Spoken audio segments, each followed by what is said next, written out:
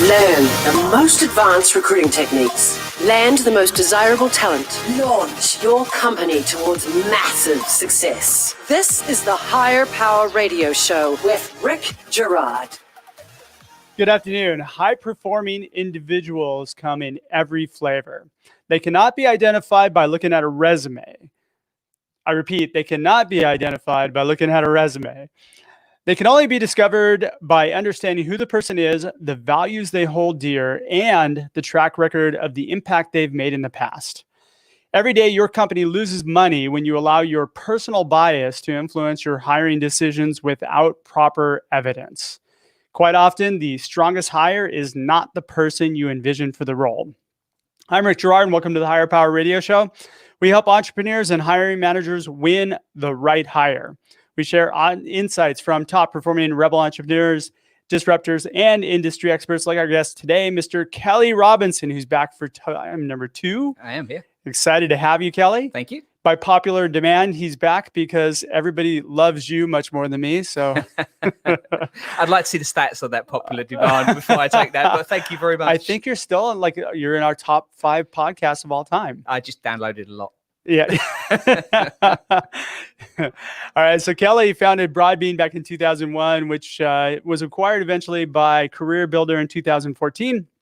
Now he leads Red Dot Media, which is a recruitment and advertising agency with a particular skill in programmatic advertising campaigns. He spent the last 25 years in recruitment and recruitment technology.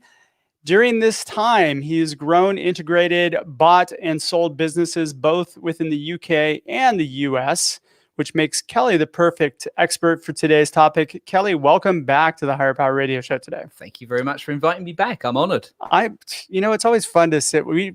So Kelly and I, for full disclosure reasons, we actually work pretty much next door to each other, and I hear him yapping, and we have dueling yap fests on the phone. We do. We debate the benefits of job boards versus not job boards on many occasions. I know, right? We've had this conversation way too often. Exactly. So we brought him back because we had a conversation last week talking about this exact topic, which is why you need to consider hiring people over the age of 45 to 50, right? Like this, yep. Our older generation. Mm-hmm. And then we're going to bust into how to do it. So let's kick this off, Kelly. Let's, why is there a problem here? Why do employers not hire older people right now? Okay, so let's just step back a bit. So I have a passion for this subject, and I think it probably comes a little bit with age. Yeah. And a side project which we call the 50 Project, and our goal is to basically educate employers to embrace modern elders to provide opportunities for interesting and valuable work. Right. But here's the big problem: companies and hiring managers typically want to hire 24 to 34-year-olds, and not what we call modern elders, which is your 45 to 65-year-olds. And there is a bias, and it looks like this. It's, why would I want to hire this person? Why would that person want to work for me? That person currently has more experience than me. Would they want to do it my way? Would they want to disrupt and do it their own way? She's already been doing this job for 20 years. He doesn't have the right degree. Now, if I hear one more time, looking at a person who's in their 45s and 50s and then, essentially vetoing them from a job because their education or their degree wasn't correct from 25 years ago, it's going to drive me mad. Right. And then generically, you hear things like younger workers are better because they have more energy, they're more tech savvy, they're more willing to give us discretionary effort. They'll stay with us for the next 30 years. They'll stay with us for the next 30 years. What rubbish. Absolute rubbish. Well, I don't know if I've 30 years. I've heard that one. I hear the complaints that they jump ship quite often or too much, right? Exactly. But this is what people in their 40s and 50s and 60s start to hear, is that younger people are going to stay with us longer. They'll put more effort into the company. They're more tech savvy. They're more willing to work for us. They'll have less health problems, and it's just simply not true. All right, so let's break this down each one. All right, they have more energy. I'm silent. I'm silent specifically because let's turn the clock back, right? When I was 24 and 25, yes, I would work really hard, and yes, I would have a ton of energy, but not on a Monday, because my weekends used to extend into a Monday. Right now, I was really good at covering that, and I'm sure everyone else that's listening had a different life. They didn't blow off Mondays, but that was me. Okay. So I don't think that I have less energy now than I did when I was 24 or 25. I think when you get into your late 30s or early 40s, that's when you start realizing that you're out of shape and you need to start exercising more. Otherwise, you're going to die pretty soon. Yep. At least that was my case. I actually started doing MMA when I was 38. Why? I don't know. But I needed to get exercise. I was considerably heavier and I wasn't feeling good all the time. Mm-hmm. So, and I found that when I exercise, which I'm out there doing something. Yep. I have a ton more energy. Exactly. And I probably do more so now than I did when I was in my 20s. Exactly. Yeah. Absolutely. All right. So we just debunked that one. All right. So the other one that I hear quite often is the tech savvy thing. Like you can't teach an old dog new tricks. Not true. Okay. I'll tell you, Prove me wrong. I installed TikTok last week. It's brilliant. And I know I shouldn't because it's probably against the rules nowadays. But, I am equally confident with my phone. And, we've grown up in the era of pretty much working on PCs and technology and Macs for, most of our life. Now, maybe slightly different because I've always been in the software space. But generally, I think my tech skills are on par with most people. I'm not comparing myself to, the super whiz kid developers. But in terms of general day-to-day usage of technology, I'm as tech savvy as the rest. Okay. And let's be honest, it's getting easier as well, right? It used to be you needed technology's simplifying everything. I find myself now dictating emails and text using voice, controlling things with voice far more than I used to. So it's actually just getting easier. You just talk to your device, ask it for an answer, it gives you the answer. That is true. That is true. So I think also that's individualistic, right? Because if you are a person who's committed to learning, you're going to pick up new technologies, you're going to learn them. Yep. If you're not one of these people who are committed to learning, then of course that's an individual thing. It's not a generational thing. Mm-hmm. Would you agree? Yes, I do. Absolutely. Okay. All right. So now we can totally debunk that they're going to work with us for the next 30 years because we all know that I have had so many CEOs that I've talked to or worked with in the past that complain about the fact that people jump ship way too fast. Mm-hmm. I would say that it's exactly the opposite. If you hire somebody who's a little bit older, they're going to stick with it for a while. Absolutely. The statistics say that a modern elder, so that's defined sort of 45 to 65, they're typically going to stay with an organization that provides them with valuable and interesting work somewhere in the region of 7 to 10 years, which is higher than the average. And, I'm using 30 to make an example. I'm using some examples to sort of to show you the bias that these people are experiencing, that we're experiencing when we're applying for jobs. And these are the things that are typically shared with, we hire younger people. We prefer that 24 to 34 range. I mean, they can't officially say that, but the education there is because they'll come up with things like this person's going to stay with the organization longer and some of the other reasons I've mentioned before. And it's not statistically true. So I've also heard the argument, and this is a little off of what we talked about, but I've heard the argument that from a benefits perspective, it's going to cost the company more for health insurance, or, the person might be out sick more often than not. Any insight into that? So there's no statistical evidence that proves that a modern elder is out of the office more than a younger person. We've seen nothing that shows that that's an issue. Now, does healthcare cost more? Potentially, yeah, that's the thing that we need to solve. That's something that we need to work with. We need to come up within the 50 projects some way to either provide some form of insurance, or they take a lower category of risk, or it's a shared burden, or something needs to be looked at on that front. But, that is one of those things that I think is solvable. And we don't really have a lot of choice. There's a giant talent pool out there that's growing. There's only one talent pool that's growing, and it ain't the 24 to 34-year-old range. No. In the next few years, 35% of the workforce are going to be over 50. 35% of the workforce over 50. Now, add to that, 8% of those are going to be over 65. That's 13 million people in the workforce that are going to be over 65. So you've got to rethink your strategy. You've got to rethink the way you approach this, because the talent pools are shrinking at that age range they're trying to hire in. Well, the truth is there's this big push for diversity and inclusion within organizations. And I haven't heard anybody talk about hiring people who are older. It's just bringing in different ethnicities and different types of people.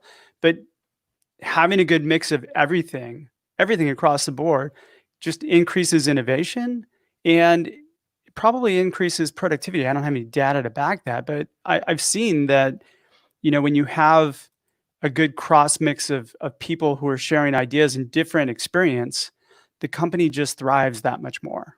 Absolutely. And not only that, but when you look at some of the information that I've looked at, and you get companies like, and I hate to use AARP because they're really the ones that make you know when you've hit a certain age, because they start courting your membership. But they did a survey and they have 3,900 people responded.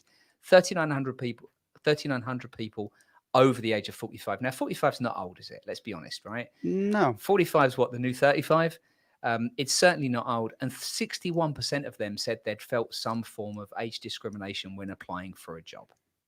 61% of them. I thought 50 was the new 30. Oh, 50 is the new 30. Sounds good to me.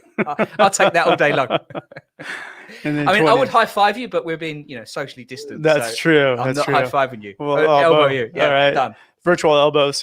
All right. So why is this important to your company? If you are a CEO of a company and you're growing, why is it important for you to look at people who are out of your kind of ideal repertoire of what you think might be the right person for the role? Well, to go back to the point you made a minute ago, I think it should just be part of your diversity strategy, regardless. Yeah. I think age is probably one of those areas that's almost acceptable as a bias currently.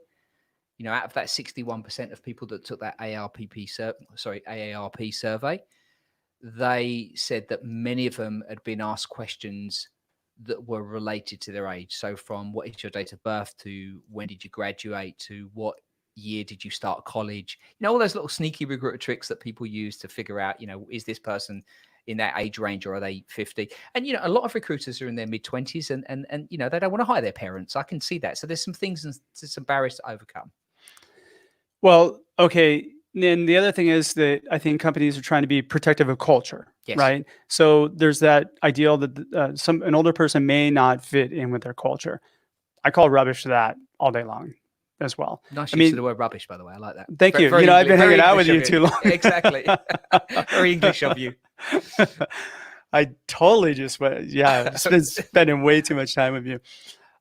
So what's interesting is that, we're basing it on looking at a resume, and I hate resumes for this reason and reason alone. I think resumes spur on bias. You look at the name, people look at what company they're from. They make decisions based on kind of this really surfacey content that's on a resume. Mm-hmm. Maybe this person went to MIT. I should definitely call them. So they're not really looking for evidence that this person is going to support whether or not this person is going to enhance their culture. And that's an individualistic piece. It's not really, doesn't matter if they're old or not, or young, or where they fit into the spectrum. What matters is that they fit into the culture. Right. But I don't know anybody who's in there. And let's pick the lower number. Somebody who's 40.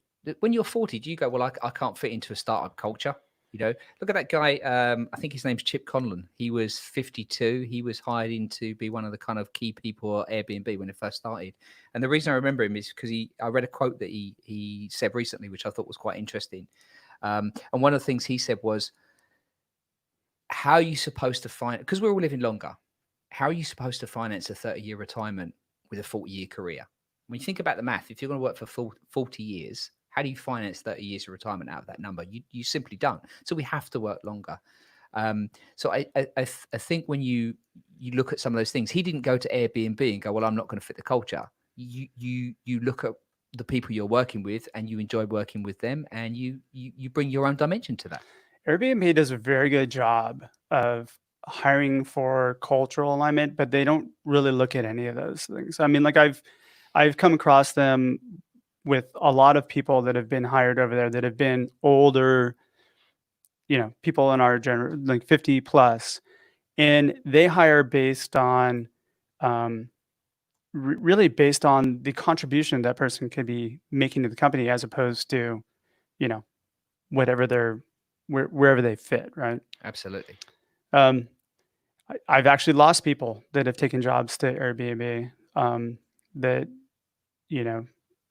caught them late in the process or something like that. Right. So that's great though that they do that. Again, going back to the resume though, I look at the resume as just a tool of, okay, this person worked at XYZ company. Let's talk about that. What'd you do over here? And stop looking at, like you said, stop looking at the actual, educational background or, the other things that may create bias in one way or the other. And that's the problem, right? The people are not even given the chance to get to the interview stage to plead their case because they're vetoed out or they because they've got the wrong degree or because they graduated in 20 years ago or their degrees in something that's not relevant. Most of us when we graduated school, college, whatever, it was pre-internet, right? So we're going to have different educational backgrounds, but we've been working for 25 years. We've obviously evolved and adapted over that period of time. So I think the problem here is not getting the opportunity to actually meet with people. And this goes out to recruiters. Yes, that's completely. the problem with recruiters because we look at things, we make judgments, we pass on them. Yeah. Denied. Oh, this person's what? I don't want this person, And it's actually, you know what? It's often not the recruiter. I mean, you can say, does a 24-year-old necessarily want to hire, some of their mum and dad's age, and maybe not, and maybe there's no relationship there. But my experience of anybody that's in talent acquisition is really what they're doing is they're basing their selection criteria off of what the line managers told them. So it really starts with them. They're telling them the person they want to fit in their team, and they're using that as a selection criteria. But it is their job as the recruiting expert to be able to engage their hiring managers and advise their hiring managers as to the fact that there is a talent pool here that they're passing up. Absolutely, yeah. 100%. All right, you're listening to the Higher Power Radio Show. I'm your host, Rick Girard. For our podcast listeners, we're going to take a quick educational moment from our sponsors. Hey, check out stridesearch.com. There you'll find additional resources on how you can land great hires. Today, we're talking to Kelly Robinson. He is the CEO of Red Dot Media. And we are discussing hiring over 50, right? So modern elders, which now elders. starts apparently at 40. It starts at 40? Yeah, by the way, and everyone that's in talent acquisition that's not 40, you will get there really quickly and you will understand what it feels like. Right? It's true. It sneaks up on you really fast. It does. It does. All of a sudden, you're like, crap, I'm hitting 40. It's terrible. But going back to the point that you was talking about before, which is that we filter people out on the resume. They're not given an opportunity to meet. I've got some numbers around that because we've got some real problems, and actually it's not all doom and gloom because there's been a massive improvement since 2012. So in 2012, the average period of time that somebody in that 45 to 55 range would look for a job was 50 weeks. 50 weeks. Now, today, it's down to 34. So that's a big improvement. That's good. But that still means statistically that if you're unemployed between the ages of 45 and 55, you're likely to be looking for a job for 8 months. But how many of those are not finding a new job? Well, apparently 29% of job seekers over the age of 55 plus are now unemployed or considered long-term unemployed, which means they've been out of work for 27 weeks. It's probably going to get worse with COVID and what's going on recently. Absolutely. But, 34 weeks, we need to change that.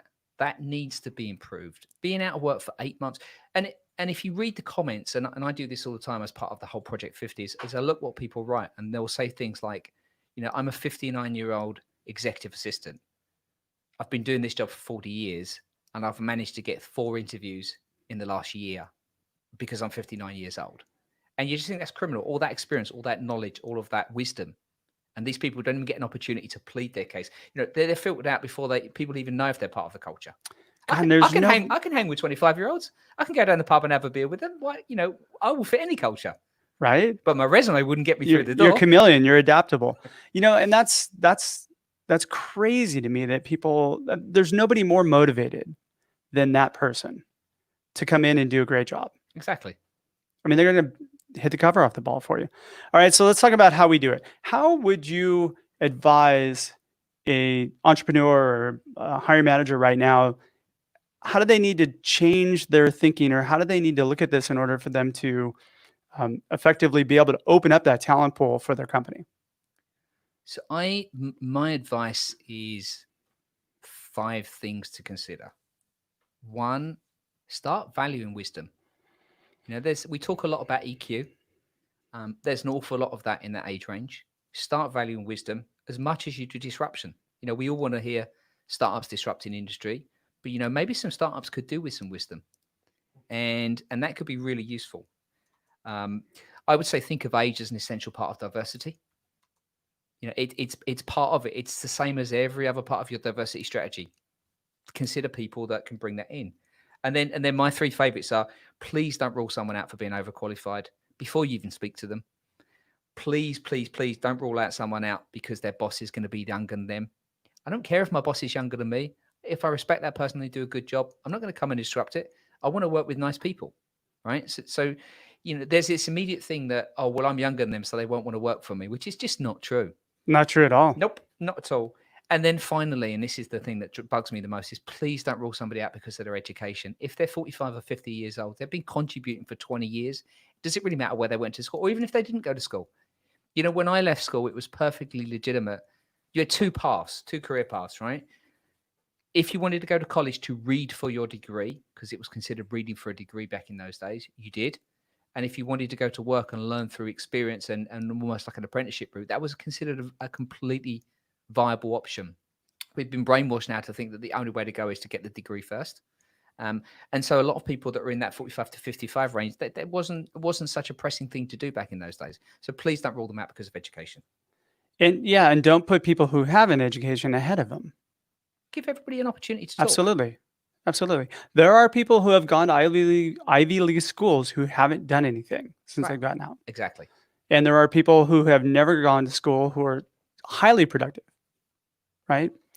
I use the example of Mark Zuckerberg. I mean, look at he was at Harvard, but he didn't finish Harvard. He doesn't have a degree. Would you hire him for your company? I mean, is that a loaded question in today's climate? I mean, he's obviously a very smart, intelligent dude, right? I think he could probably bring some value somewhere. Yeah, but there's value to be found in every person. Yes, who fits into your cultural value system. All right, so I agree with you 100% on the diversity and inclusion thing. This includes age. You have to make sure that you understand that it includes age. Yes. And increasing that focusing on building diversity and inclusion into your, like I said earlier, increases your innovation and increases productivity and profits ultimately down the chain. Why would you not want that? Well, I think people make a bunch of stereotypes. And I've mentioned them before. They don't want to hire this person because they may have more experience than me, or they may not want to work for a younger boss. And it's simply not true. And I read, and I tried to find it prior to coming here. I read an article once that said, in the ideal world, everything should work in reverse. And I mentioned this to you briefly yesterday, which is when you leave college, you should immediately become the CEO, get all the benefits, all the money, all the responsibility, high energy, and then work your way down. And then work your way down, because as the kids grow up and as they go off to college or they go on to stand on their own 2 feet, you don't need to earn as much money. You actually prefer a little bit more freedom. And, so as time goes by, you trade off the responsibility and the salary for freedom and work-life balance. And I think if you could actually implement that, it'd be amazing. It will never work because of obviously, knowledge, but I think it's an amazing idea. Gosh, in an ideal world, there's just to add on to this, it's so important that you talk to people. When you get a resume or you get somebody who don't pass on them, the person you think, oh yeah, you know what, maybe I don't like their educational background or this, that, or the other thing, call them, have a conversation with them, because you're killing yourself. You're killing your company. That could have been your best hire and you're not even giving them a shot. So, by the way, you made a really valid point. If you call somebody who's 45, you know what? They'll answer their phone. That's true.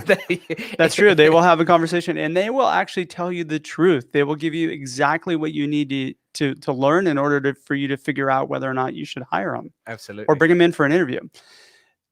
Which leads me to the last thing. Develop a phone screen process, or have a phone screen process in place to where you're gathering that evidence.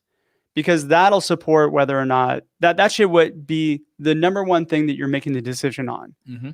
I have a phone screen process that allows me to judge the viability of this person based on evidence of accurate data that they're sharing with me. That's it. It shouldn't be based on anything other than that. And if you're not calling people and having conversations, you're just being lazy and you're probably destined to fail. Yep, I agree. Wholeheartedly. Boom. All right, we're getting pretty close on time. Kelly, give me 2 or 3 key takeaways you can give the audience that can plug into their business today. So I think, we've talked a lot about companies. So let's just talk about the people that are looking for work in that 45 to 50 range. Okay. First of all, you got to work at it a little bit. And I think there's, 3 or 4 key points to bear in mind. One, you need to evolve, which means evolve your resume, edit your resume, bring out the skills and bring out the components that are relevant. Keep learning. Don't be one of those people that shuts themselves off. Keeping learning is vitally important. And don't tout yourself as I have 20 years of experience. Nope. Exactly. Nobody cares. Collaborate. Work is a team sport. We need to help teams and individuals grow and be good at what they do. And I think when you've been in the business or been around for a long time, we get much better at that. And then finally, use your skills to mentor and counsel people. We can help companies grow. There's a lot to give in. And those are the 4 points I think I would share with people that are looking for work right now. Boom. I love it. All right, Kelly. Well, thanks so much for your time investment today. And I want to welcome you to the Higher Power Radio community. Now, what would be the best way in which members of our audience can reach you? Either email kelly@red.media.co or on Twitter, Kelly J. Robinson. And we'll link that in the show notes. Thank you very much. All right. I want to thank our listening audience for tuning in to this week's episode of Higher Power. Quick thanks to our team, Christopher Decker, Andrea Ballin, and Ayla Gerard. If you're listening to the podcast, please subscribe, review, and share. We welcome your feedback, and we love making this show better for you. You can join the Higher Power Radio community at Higher. That's HIRE, Power, POWER, Radio, RADIO.com. Or you can drop me an email at rick@stridesearch.com. Tune in next week for another episode of Higher Power. I'm your host, Rick Gerard, and you have been listening to the Higher Power Radio Show. Aloha. Thank you for listening to Higher Power Radio. Catch our LinkedIn Live show every Tuesday at noon or download the podcast on iHeartRadio, iTunes, YouTube, or your favorite podcast platform. We appreciate you joining us on Higher Power Radio with your guide to recruitment success, Rick Gerard.